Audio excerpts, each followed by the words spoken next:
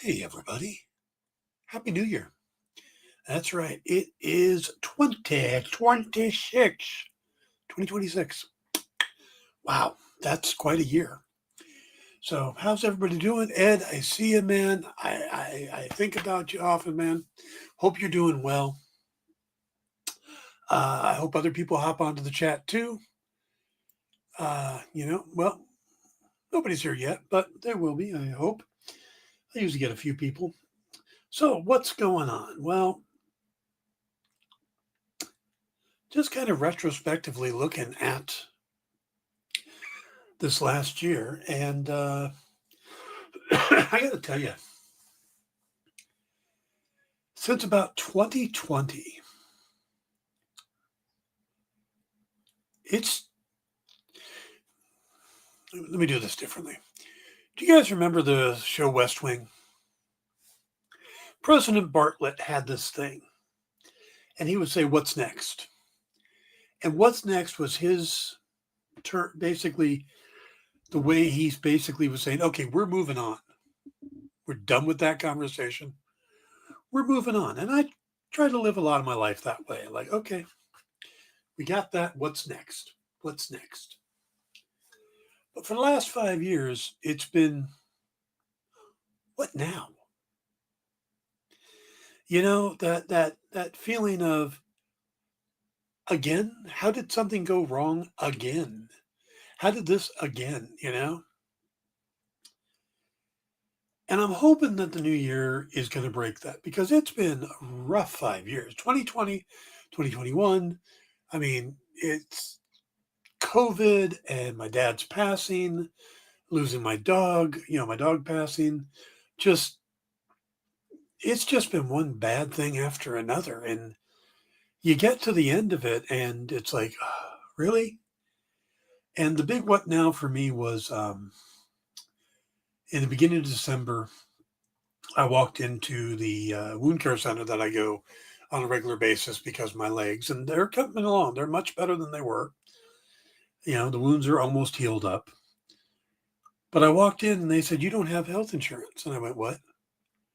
They said, "Your health insurance is no longer active."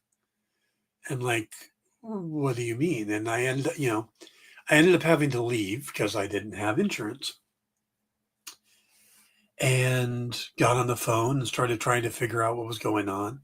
And it turned out it was a technical thing that, I haven't been doing as well job wise this year as I had, or in 2025 as I had done before, and changed my status. And I went into the health system and, to renew for the next year. And I put in what my currently was making. And it turns out I was eligible for different thing. I was eligible for what they call Medi-Cal here. But the thing is that Medi-Cal preempts or, trumps it's probably a bad word to use. But so basically what happened was as soon as I became eligible for that, my other insurance ended and boom, this I was going to be moved over to the system, but they weren't going to start till January 1st. And I had to go through so many hoops and everything that I missed about a month worth of visits. I finally got back to the wound care center. Um, and now I'm set up again with this new setup. So I feel good about that. Hey, Thomas, good to see you. But so this is not going to be me venting and stuff. I just wanted to say that I kind of am going into this new year with a sense of hope. You know, I'm getting a little more steady work again. I got some new projects coming up, which have affected Obsidian Moon, but that's still in the works. But I'll be able to talk about that soon. Um, Lisa and I are doing well. We're moving forward. We're talking about when we'll be able to get married, stuff like that. It's a lot of good things are on the track. I found somebody local who wants to play Warhammer. Uh, my nephew has been super busy and hasn't had a chance, so I'm going to finally start to get to use these figures I've been painting and building. And of course, they changed the rules, so I need to change up my army a little bit. So I'm painting and stuff, but Yeah. So overall, I'm feeling optimistic. And football. Football's been a joke too. All right, let me catch up real quick here. Ed says it's slow and steady, but thank you for thinking about me. Going to need a lot of support for this comeback.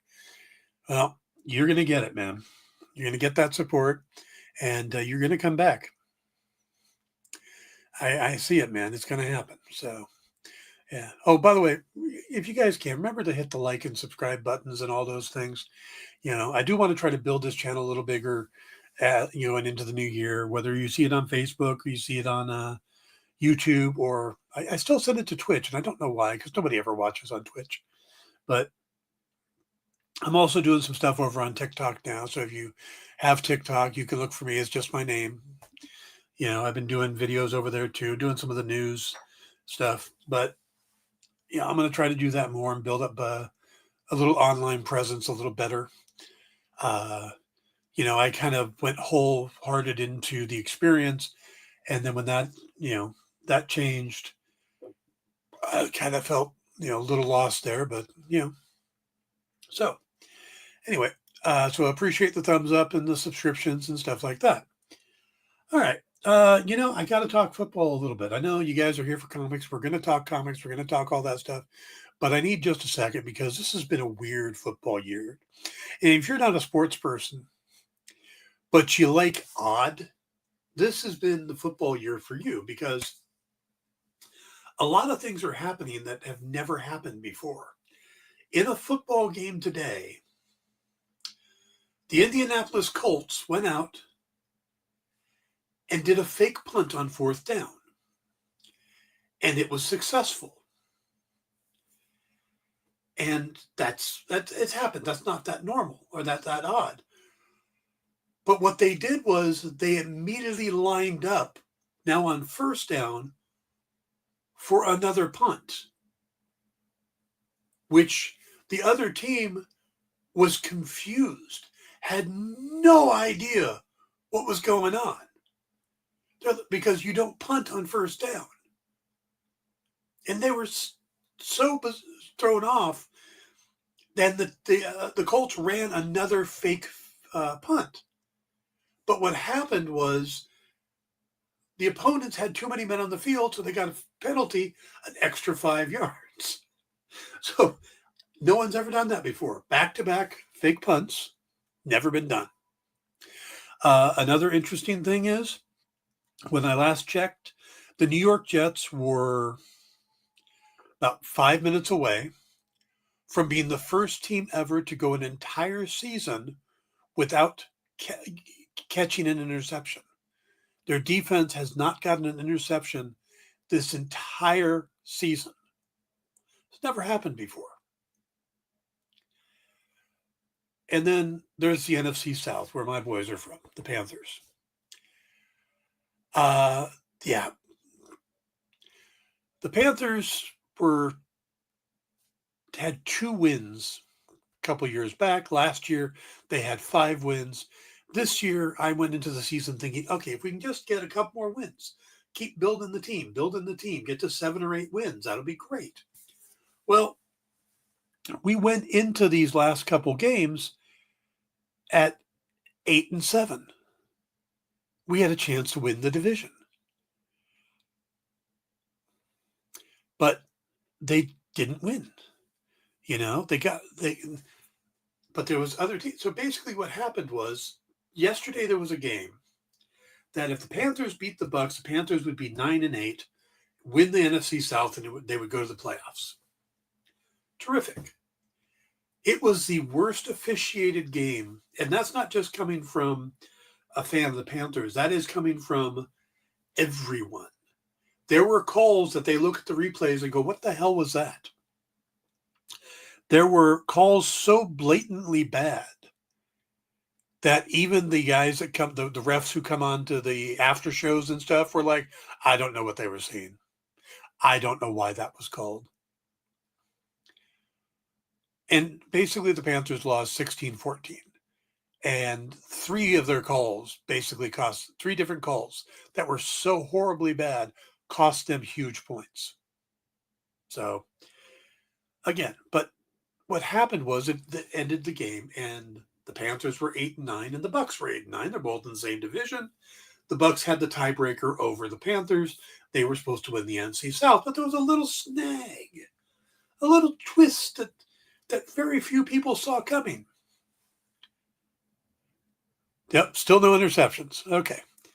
That little twist is that if the Falcons won their last game, they would also be 8-9. So 3 teams in the NFC South would be 8-9. Now, what made that interesting is that if you have 2 teams, they use one tiebreaker. But if you have a third team, they use a different tiebreaker. And with that tiebreaker, the Panthers win the division. And that's what happened. So Carolina got beaten by the refs basically yesterday. But they should have had enough points to win on their own. I'll be honest. But so the Bucks beat the Panthers, the Falcons beat the Saints. There are 3 teams at 8-9, and the Carolina Panthers, with a losing record, are going on to host a playoff game, most likely against either the Los Angeles Rams or the San Francisco 49ers. Probably the Rams. Football is weird. Football is freaking weird. Thank you, Ed. So yeah, Carolina's won the first division title in 10 years.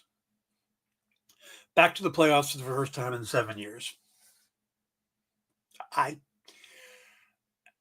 And I'll be honest, I can't see them winning in the playoffs. They're inconsistent. Most of the season, they won, then lost, then won, then lost, then won. And they won the games that they were supposed to lose, and they lost the games they were supposed to win. They beat the Rams and the Green Bay Packers, and there was some other team that they beat that they shouldn't have. And then, they blew out the Falcons 30-0 at one point. But they go against the Saints, who were horrible, and they lost twice. So I have no idea. But hey, it's been fun. It's been kind of fun watching. It's like, those videos where they show, an icy road and people coming down the road and they're trying to stop, and then somebody slams into like a fence, and then someone else comes in and slams into them, and another person comes down, and all these cars. That's been the NFL year. It has. Absolutely. It's been the most chaotic year I've ever seen in football. So, yeah, like I said, I'm sorry for those who don't watch sports. I will move on, but it's just one of those things, So, all right. For those of you who watch often and are kind of curious what this is new. I finally got a plexiglass. Let me turn that a little bit. It's a little plexiglass case to put the Grey Knights in. So that'll be there now. Instead of these guys up here, these are the unpainted ones that I still need to do. So, all right. Ed says, you never know, Dan, a lucky bounce here or there, and you might win a playoff game or two. The way this year has been, it wouldn't surprise me if Carolina won the Super Bowl. It wouldn't surprise me either. There's some bizarre thing that was, they said that if it was something to do with like Taylor Swift and Ohio State winning the national championship, that the following year the Panthers went to the Super Bowl. The Panthers started the season against the Jaguars, they went to the Super Bowl, and it happened twice, like 2003 and then 2015. And everything was lining up again. Like, okay, Ohio won last year's national championship, and the Taylor Swift thing, I don't remember what it was. And the Panthers were open against the Jaguars. And it's like, that's not going to happen this year. And then, well, they're in the playoffs. If they get to the Super Bowl, mind you, they lost the 2 Super Bowls they've been in. But if they even get to the Super Bowl,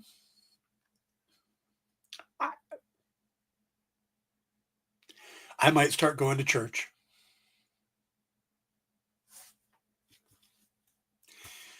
It's the only thing I can think of. And now we segue into the entertainment.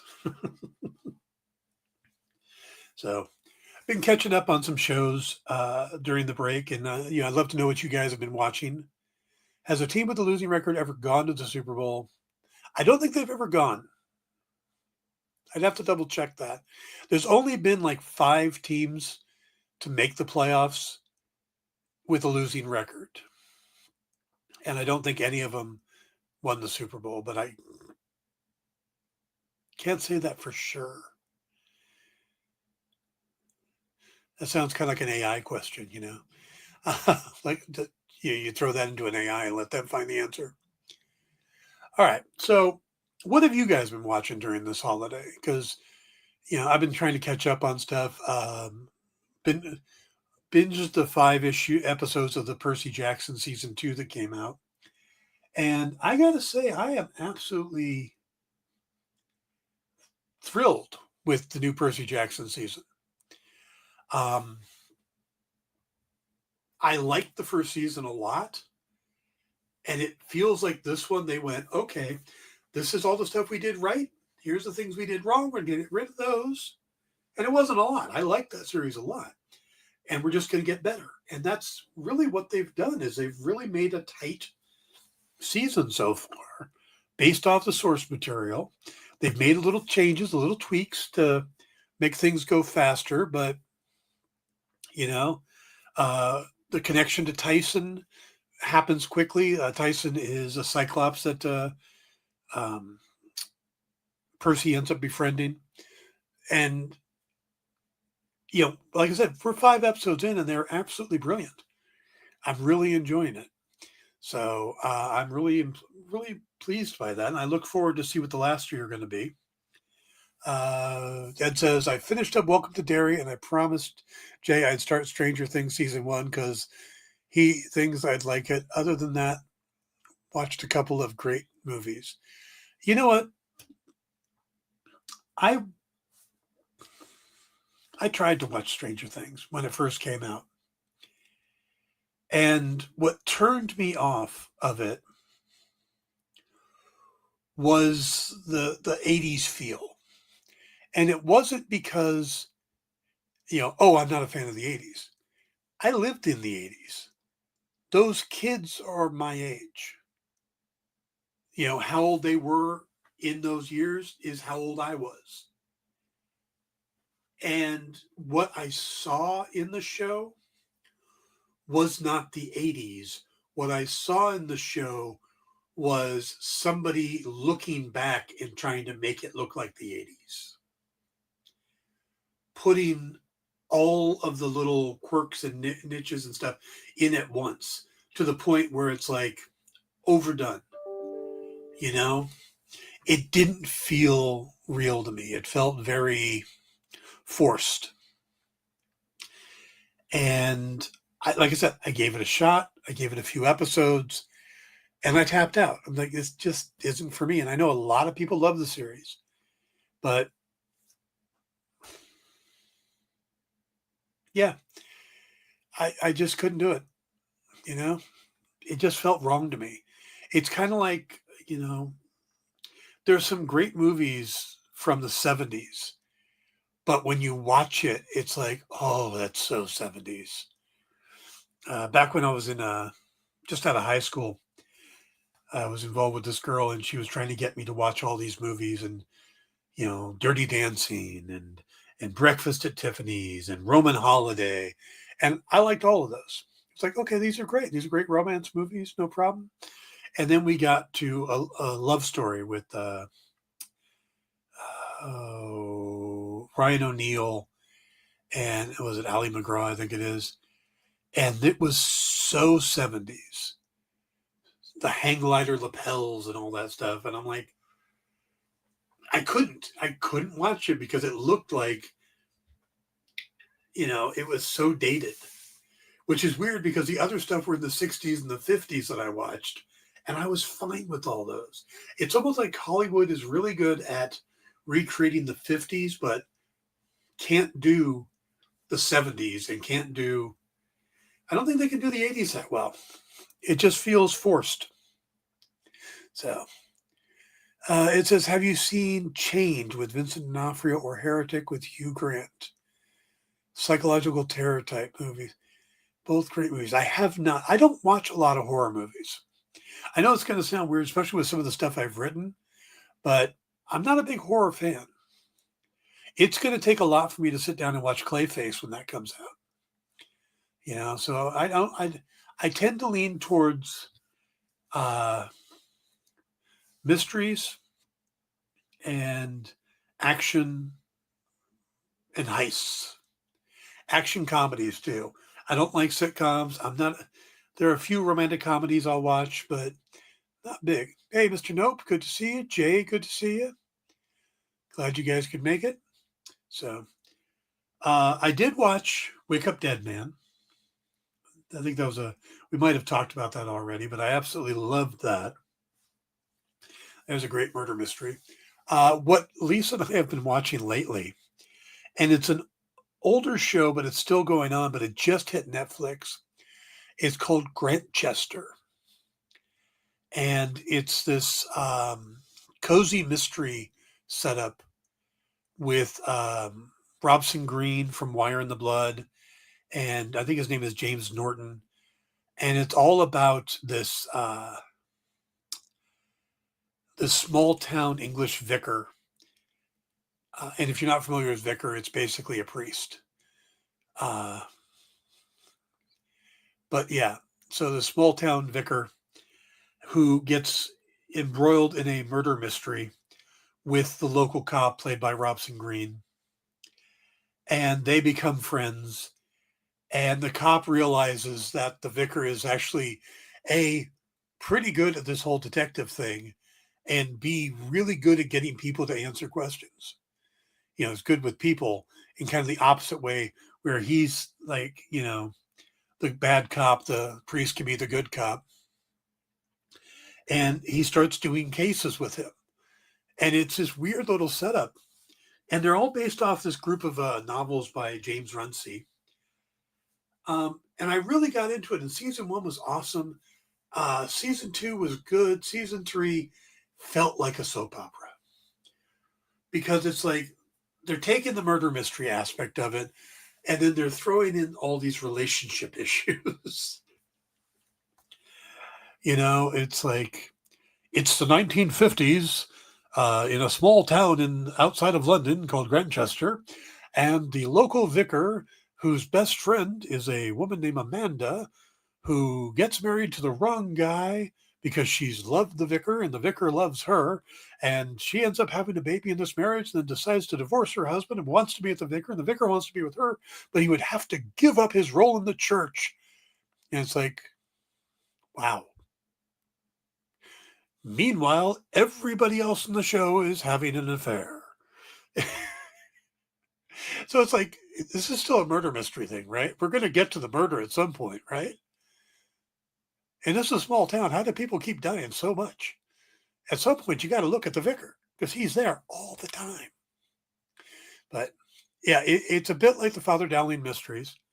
But I started looking. So we just finished the 3rd season. And I've looked ahead, and Lisa doesn't know this, but she doesn't watch the show, so I can. The actor who plays the vicar is, like I said, very good. And he's recently been in the movie, the TV show House of Guinness. And he, by the way, Lisa, if you are watching, give me a sign so I don't ruin it for you. Did you ever have a chance to check out A Perfect World with Kevin Costner and Clint Eastwood? Fantastic movie. Second only to Field of Dreams. I think I have seen that. I think I have seen that. Isn't Eastwood chasing Kevin Costner in that one? All right. So it gets interesting with the Grantchester thing is that at the end of the 3rd season, he has to choose between Amanda or his calling to God. And he makes his decision. He will stay with the church. From what I understand, though, it's about 2 episodes into the 4th season. He falls in love with a woman and leaves the church altogether. and they bring in a different guy to be the new vicar. But the guy they bring in, and I'm looking forward to seeing what he's like, is a guy named Tom Brittany. And you might have heard that name. Tom Brittany was one of three people up for a very important role.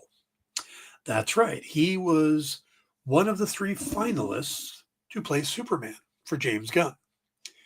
It was David Cornsweet, Nicholas Hoult, Tom Brittany. James Gunn has come out and said that Tom Brittany is a brilliant actor and people should keep their eye on him. There has always been speculation that he might end up as Batman. Maybe not. We'll have to see. But he comes from this show, Grantchester. Now, I didn't start watching this because of that. I actually knew nothing about it other than we were searching through Netflix that had just been added. And I went, oh, it's Robson Green. I used to like him on Wire in the Blood. And Lisa goes, should we give it a shot? I'm like, all right. And now we are 3 seasons in. So it's a fun kind of, don't have to think too deep. They're cozy mysteries. So you can always figure out who it is based on the fact that they're going to only introduce a handful of people. And one is going to be the red herring. One is going to be the twist. And then one will be the killer. And you're only going to get like 3 or 4 people introduced in a new episode anyway. So you can kind of knock it off, go, oh, well, it's not that guy. And I've seen him on other shows, so he's obviously the killer. Actually, that's the Law & Order thing. If you ever see a famous person as a guest star on Law & Order, they either killed somebody, are going to die, or have lost someone they love. And they're likely going to go after the killer. Yeah, those are most of your Law & Orders. If you've never seen anybody before, good luck. There's other ways to figure those out. But if like Michael Keaton or Michael Gross from Family Ties shows up, he's the killer. Just the way it works. Robin Williams shows up on Law & Order. His whole family gets killed. Probably. So, all right. So yeah, that's what I've been watching is a lot of Grantchester. We are still going through the seasons of Deadliest Catch. Burt Gummer is the trouble. There you go. Yeah, we're only like 3 seasons away from being current on Deadliest Catch. So there was a point in this last season on Deadliest Catch where I guess right after the pandemic, one of the fisheries closed. So they couldn't go after red king crab. Again, not going to matter much to you guys, but you watch this show and it's like, there's no way in hell I could do this job. Even when I was 20, I'd be dying out there. Because they're out there and it's freezing cold and the waves are splashing over and there's snow and icing up on everything. And they're out there in these little suits trying to stay warm while, going pot after pot and getting all this crab and measuring the crab. And I'm like, I could not do that. But this one season, when the red king crab, that's hard to say 3 times fast, fishery closed, a couple of the captains went over to Norway and fished there. And one of them, the actual Norwegian guy, Sig, went and got a normal boat and went out and did the same type of crabbing. But this other guy named Wild Bill, who's got the long gray hair and he's been on the show for a long time, he gets this tiny ass little boat. There's only 2 other people on the boat with him. Normally there's a crew of like 7 and your engineer and your captain.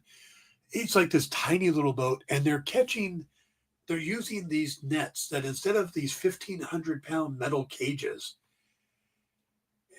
they're like an upside down sombrero. And they just throw them overboard with a little bobber. and they throw a bunch of them out there, and then they go along and they scoop them up and they put them back in.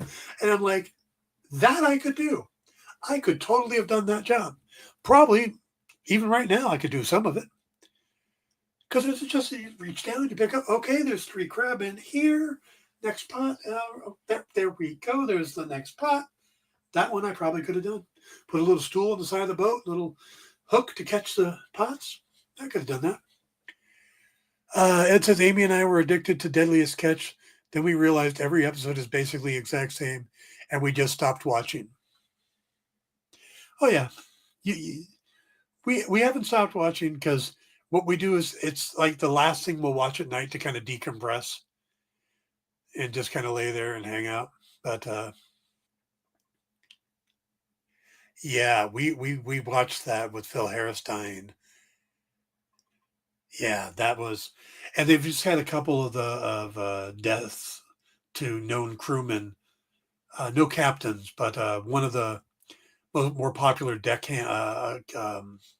bosses passed away this past season, and it really got people. So yeah, it's kind of weird that way.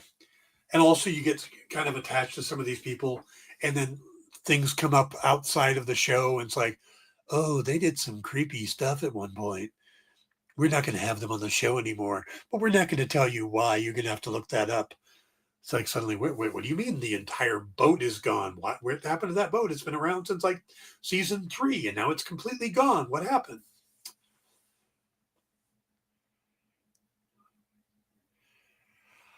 Ed, I'm going to break this to you because I don't see anybody actually. When I was just saying about somebody did something creepy in their past and suddenly the boat's gone, that's the boat. To Cornelia Marie, it turns out the one son who was having drug problems still did drug problems, but the good son turns out when he was in his teens did something not good. And yeah, the show just went, we're not working with you anymore. So he had come back. He had a co-captain he was working with, and they were doing well, and he was getting the boat going. But no, yeah. So there's a couple people that it happened to. There's also a guy on the Northwestern with Sig that one of the Sig's brother had an issue that got him kicked off the show. Even though Sig's still there with the boat, that guy can't be on the boat no more.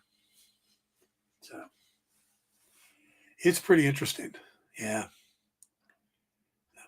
All right. I'm sure you guys don't want to talk about Deadliest Catch other than Ed and I. But all right. So what's going on with 2026 and some of these shows?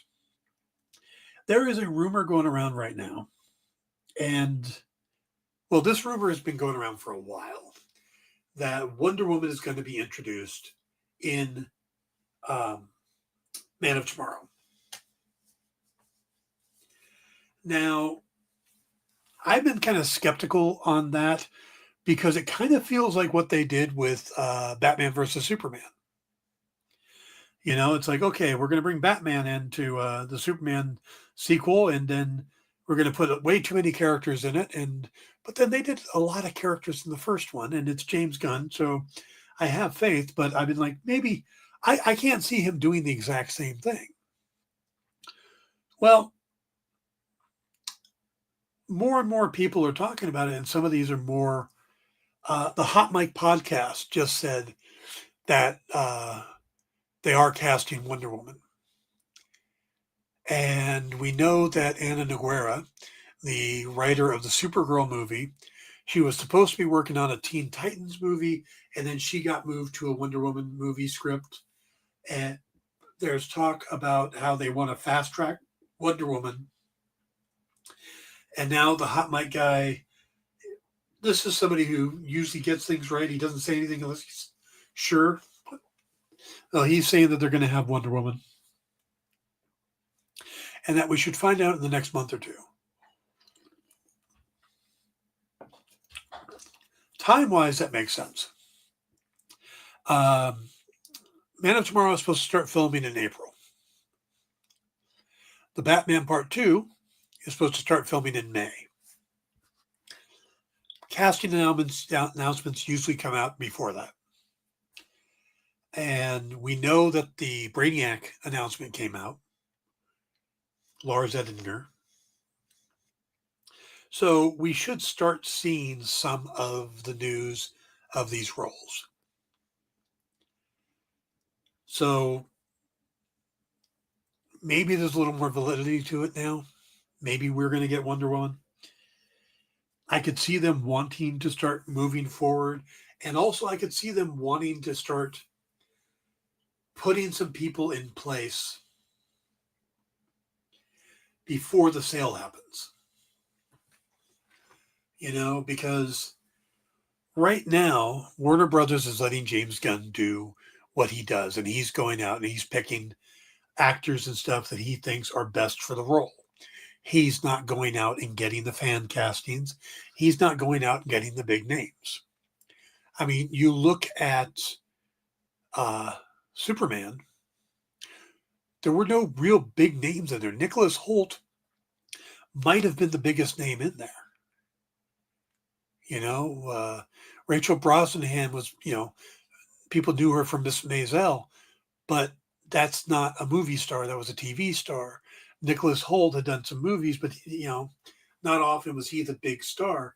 So he's casting based on, what he wants the character to be. And I think that's great, but Netflix may change that. Netflix may look over at Wake Up Dead Man and go, yeah, if we get all the big stars, we draw people. We look over here, they had James Brolin and Jeremy Renner and Glenn Close, and it's like, what do we got over here? Who's this German guy? So maybe they want to rush forward on that. But I think we're going to start seeing some major casting announcements coming up. Now, it may not be big names. It may not be anybody we expect. I would be surprised if it's anybody we expect. I would be surprised if any of the scoopers have gotten it right, because they're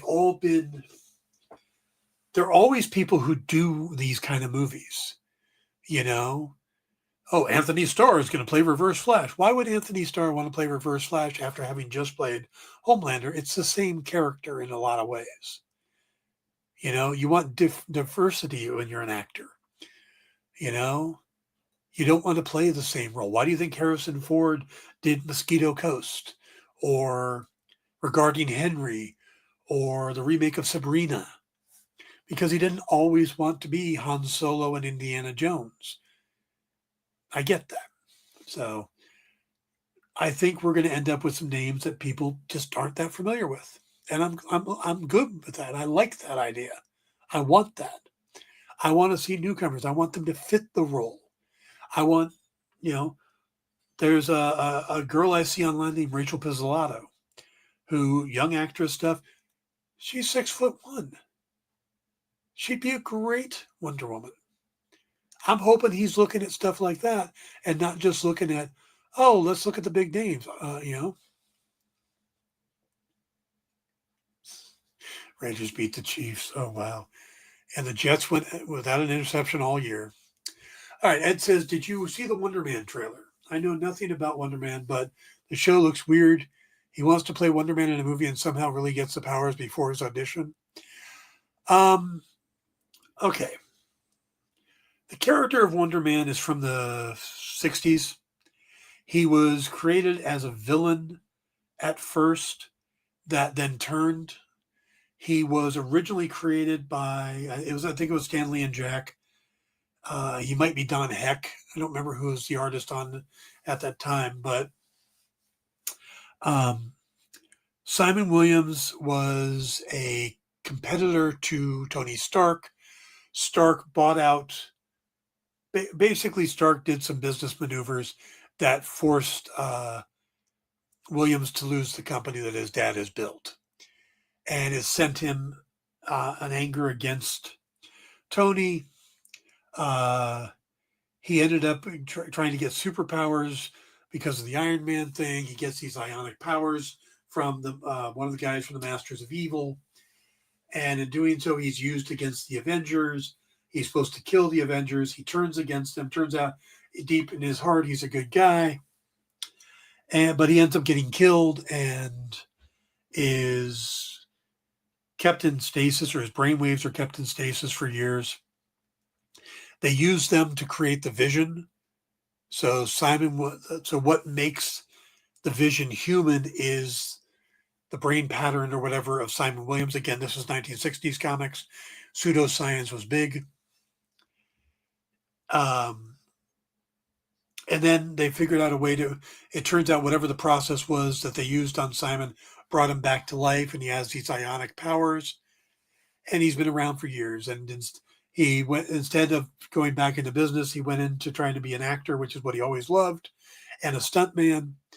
And that's the basis of the character. He's always had a big, feelings for Wanda, which makes sense because, his brain patterns have a feeling for Wanda too with Vision. But he's a character that, I don't know, he's never really been that big. I was surprised when they announced they're going to do a Wonder Man series, but what it looks like they're doing here is that they're doing kind of a spoof on Hollywood, with the director trying to make a movie, a remake of a superhero movie that's so big and so whatever that no one ever wants to make a superhero movie again. You got Trevor Slattery in it, played by Ben Kingsley. This is a character. When I talk about how Kevin Feige does not give up on something, he will keep going until he can rehabilitate it. Trevor Slattery is the perfect example of that. He was in Iron Man 3 as the fake Mandarin.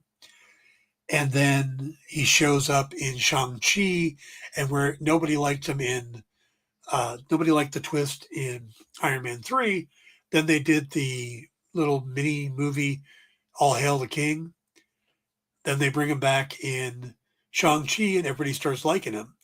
And he's this quirky little weird actor. And now they've got a show with him and Yahya Mateen the second. Yahya Abdul Mateen. Yeah, that's it. So I'm fascinated by this one. The first trailer, I was like, eh. The second trailer, where they actually show that he's got these powers and stuff, and we see the Department of Damage Control involved, that started getting my interest. Now, I'm not sure if he's going to have the powers before any of this, or he gets them as he's doing this. I would like to see him have the powers already, because, or powers that we find out he's always had them, but they were just growing. And now that he's trying to do this movie is kind of forcing those powers up. Who knows? I'm ready to watch it. I like both actors. I love the fact that the director is the the dictator from Superman. Not Yarmpur, the other one. The other, can't remember the name of the other country. Baravia. Yes, Baravia. He is the president of Baravia, and now he's in the MCU as this guy. It's like, okay, good on you. So, no, I actually look forward to it. I was a little iffy on it in the beginning, but that trailer kind of won me over. So I'm really curious to see how this is going to play out. The fact that Damage Control is in there, now I kind of see who he's trying to do all this stuff, and they're going to start coming after him. They kind of hint that he has them just prior to audition, because the trailer, they asked, "Do you have superpowers?" And he has a weird look on his face and says, "No, yeah." So it's going to be interesting to see how this plays out. I look forward to it. Plus, we haven't really had a whole lot of, that's the thing, is this year we're going to get some shows, but it's been a while. It feels like we've been through this drought. I've been waiting for Lanterns, but that's not going to be till the summer. We're going to get Wonder Man. We're going to get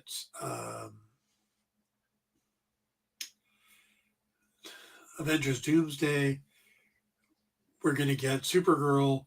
it just doesn't feel like we have, the Spider-Man Noir is supposed to hit at some point. I'm looking forward to that.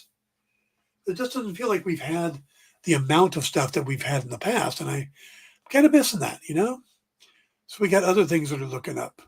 But what is it coming back? The Pit. The Pit's going to be back. If you're watching the medical drama The Pit, that's going to be good. Hey, Triple B, good to see you, bud. Happy New Year. By the way, Happy New Year to everybody else. If I didn't say Happy New Year to you, Jay, Thomas, everybody else. Ed. But yeah, we're going to get The Pit. Do you guys watch The Traitors on Peacock or wherever it is? Looking forward to that now, also because we'll get to see if Alan Cummings is going to give any hints on his X-Men role. Let's see. The last Mortal Kombat 2 trailer really got me hooked. I love Urban and everything. I remember watching the first Mortal Kombat of the remake and was surprised how much I liked it. I mean, I watched them back in the 90s, with Christopher Lambert as Raiden, and then suddenly James Remar is Raiden. It's like, that doesn't work. But anyway, hey, Mr. Nope, Happy New Year to you too.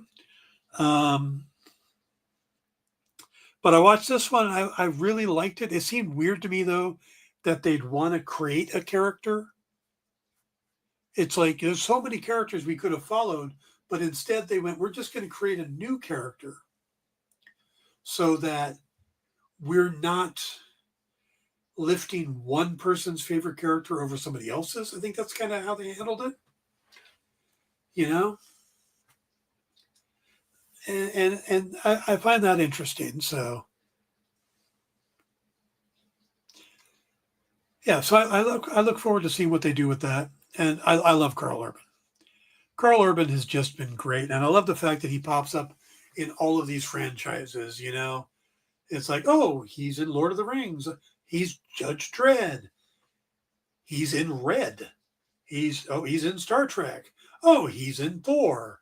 It's like, can we get him into DC? Can we get him into the DCU just to kind of finish this out? Has he been in Star Wars? He needs to be in Star Wars. I feel like I'm almost forgetting something. He's been in The Boys, but has he been in Star Wars or the DCU? Good question. He should be. Now, when I said earlier that actors want some, Carl Urban's the exception. You got a action franchise, he's probably going to show up in it.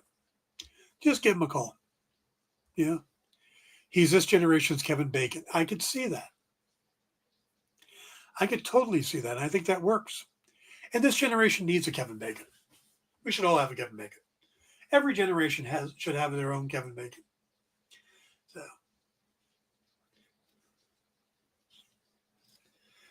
all right. So what I'm looking forward to Lanterns. I'm looking forward to Supergirl. I don't know if the trailer of Supergirl got my attention. I liked as much, but how many people hated it blows my mind. And I'm going to see it either way, but I think it could have been a better trailer, but not for the reasons people say, oh man, those trailer responses blew my mind.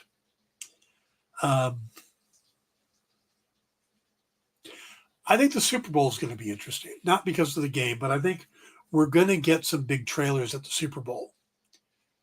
I think we'll get an Avengers Doomsday trailer. I think we'll get a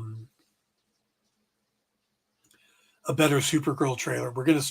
I think we'll get the big trailers and stuff at the Super Bowl. And that will, I think, start building up the excitement. Because there really isn't a lot right now. There's horror movies and stuff like that. But it's going to be interesting to see. I will always mourn No Dread 2. Yeah, I'm with you on that, man. That Dread movie was so damn good.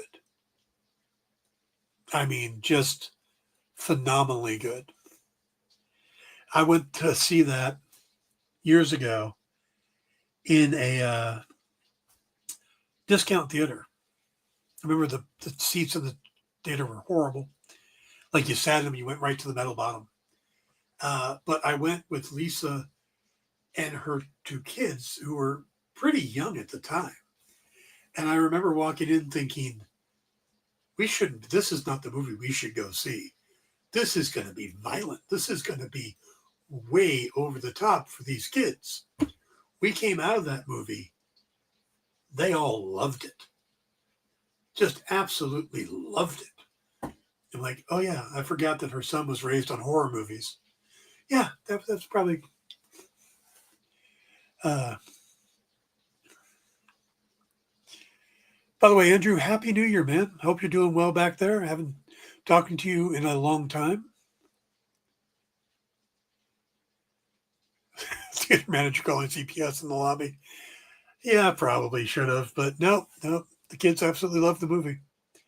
So, yeah, I would love to have seen a second Dread movie. I thought that it was so well done. It kept the concept of the block. He never took his helmet off. Thrilby was excellent as Judge Cy. Just, I can't think of her name, but Cersei Lannister was great as the villain. Yeah, it just was really, really a good movie. And they really should have done more with that. But I don't think they were set up to do. Yeah, I mean, that's the problem. Franchises have to explode to get Lena Headley. Thank you. Do you guys remember right before the pandemic, the Bloodshot movie came out? If you don't remember, Bloodshot with Vin Diesel. It just had that on my desk because I was moving things around. But it wasn't a bad movie. If you haven't seen it, it's worth the hour and a half. It's not brilliant, but it was decent.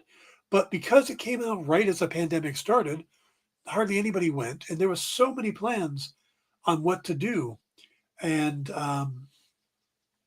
could have launched another franchise. I think it was Sony had it, but it basically could have been a third superhero franchise, and they just dropped it. Didn't do anything with it.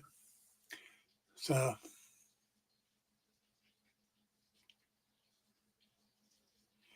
Bloodshot and Little Women.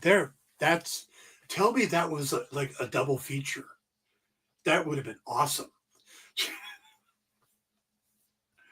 By the way, this is what Bloodshot should look like. Maybe if they would have cast somebody other than wait, he lost a hand. He just had the hand.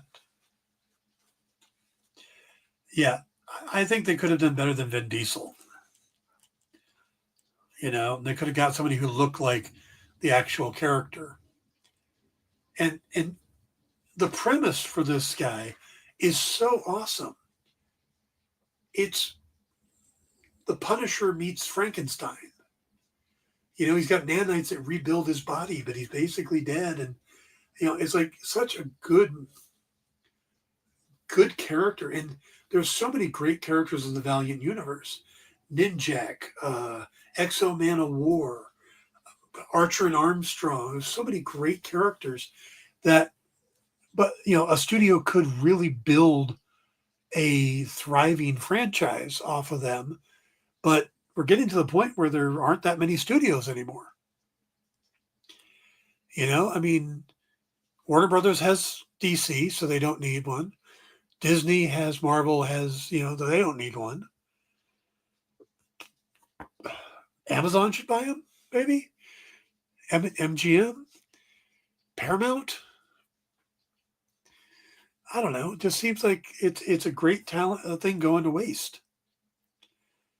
So I'm also bummed because, and this is going to bug me for a long time. This came out from the company 03, and absolutely love it. It's a great figure. They advertised for a Ninjak in this box. There's photos of it. There's a artist proof or whatever you call it. There's a prototype. They never put it out because I guess this one did. They put out a second version of the same figure with little changes, but they never put out the Ninjak, and that bugs me because that's my character over it. It's like every comic company, I have my favorite character, and at Valiant, it's Ninjak. I would pay them to let me write Ninjak, but every company, I've got a favorite character. Ninjak is it. I would have bought that figure. I would have been happy even if they didn't do any after that, but I would have got my Ninjak. So how are we doing on time? Oh, it's almost time to wrap up the show. All right. Unplanned, but I saw them the same day. What did you think of Bloodshot, Andrew? Maybe I remember it a little more fondly because it was the last movie I saw in the theater too. Daredevil. DC, it's Green Arrow. Marvel, it's Daredevil. Valiant, it's Ninjak. Image is tough because there's different divisions. I'm a big Shadowhawk fan, but Top Cow, I like Tom Judge, the Raptor. And I've gotten to write him, and I've gotten to write Shadowhawk, so those are awesome over there. So, but yeah, Daredevil and Green Arrow, yeah. I'd like to just put all of those characters into one book. That would be fun. It's never going to happen. But I did get to see Daredevil and Green Arrow cross over in that Batman Deadpool book. So that was cool. So. All right, guys, I think we're going to wrap it up. I don't know if Kyle's doing his show afterwards, if Jay bailed out to go there. But if it is, look for that. I'll be back next week. Hopefully the news will start rolling again so we have a little more to talk about. If you guys want, maybe I can put together a better primer for Wonder Man than just off the back of my head. Also, the Panthers will be playing a playoff game next week. So God only knows how that happened. But no show tonight. Kyle's sick. Aw. I'll have to reach out to him. So trying to put a D&D game together online with him, and he knows a guy who may DM for us. I've got 3 guys who are always the ones that get stuck DMing, myself and the 2 other people, and we're looking for a DM, and he's might have lined one up, and we can play online because all of us just want to play. We don't want to DM. We want to play. So hopefully we can get that going. All right. So, yeah, I'll put together a primer for Wonder Man. And that is it for you guys. Please take care of yourselves. I will see you all next week. If you haven't hit the thumbs up button, if you're on Facebook, or the like button on YouTube, or if you're on Twitter, I don't know what to do over there, but you might be the only one. So, but thank you guys. It sounds like fun. I haven't played in a long. I was always DM. Yeah. See, that's the thing is, always gets the people who love to play are the ones who end up being the DM, and they never get to play. So, all right, guys, take care. Have a great week, everybody. Good to see you, and I'll catch you next Sunday. Good night.